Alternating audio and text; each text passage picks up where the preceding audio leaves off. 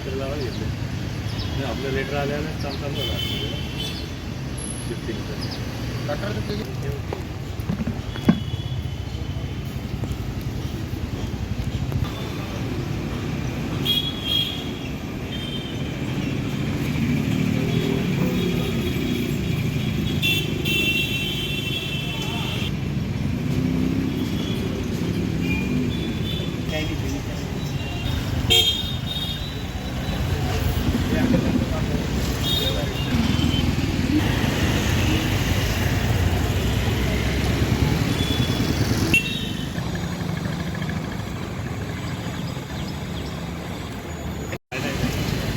समोर पण पाहिलं कोणीतरी.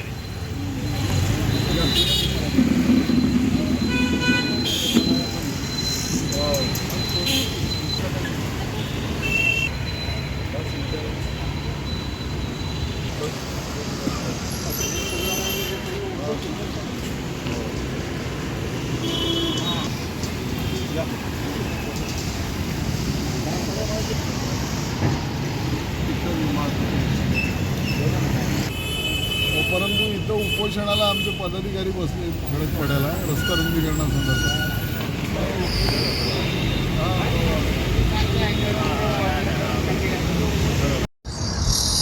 आज हे उपोषण आमचे शाखा प्रमुख मोहन म्हात्रे यांनी एक दिवसाचे लाक्षणिक उपोषण ठेवलेलं आहे.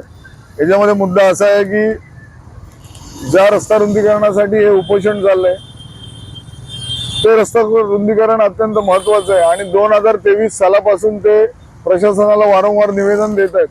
असं असताना सुद्धा गेल्या 2 वर्षापासून प्रशासन याकडे दुर्लक्ष करते. सदर जो रस्ता आहे त्या विकासकाने या ठिकाणी आतमधनं डीपी प्रमाणे गटर बांधून घेतलेली आहे, फुटपाथ झालेला आहे, परंतु तो पत्रे काढत नाही. आणि या ठिकाणी एक मोठी शाळा आणि 3 हॉस्पिटल्स आहेत. वारंवार लोकांना या ठिकाणी त्रास होतो आणि कोणत्याही प्रकारचा इथं अडथळा नाहीये की कुणाचं पुनर्वसन करायचं किंवा काय करायचं. महापालिकेच्या नियमाने त्याची रस्ता रुंदीकरणाची जी जागा जाईल त्या मालकाची त्याला TDR पण मिळणार आहे.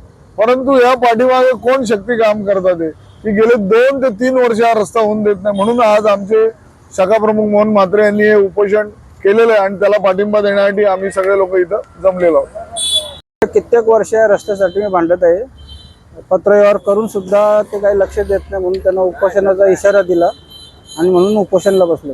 कोणता रस्ता आहे आणि राधानगर साईडला जाणारा रस्ता आहे आणि इकडे 2 हॉस्पिटल आहेत, एक शाळा आहे. मेन रस्ता असताना सर्व फुटपायरी आतमधली झाले तरी पण पत्र बिल्डर काढत नाही. कशासाठी, का काढत नाही, प्रशासन का त्याला थांबले असे म्हणून वारंवार पत्रव्यवहार करून सुद्धा लक्ष देत नाही म्हणून उपोषणाचा इशारा दिला. कुठे कुठे पाठपुरावा केला आणि आपल्याला काय आश्वासन फक्त एवढंच देण्यात आलं का बोलतो काढतो पण काढायचं काही अजून आहे नाही.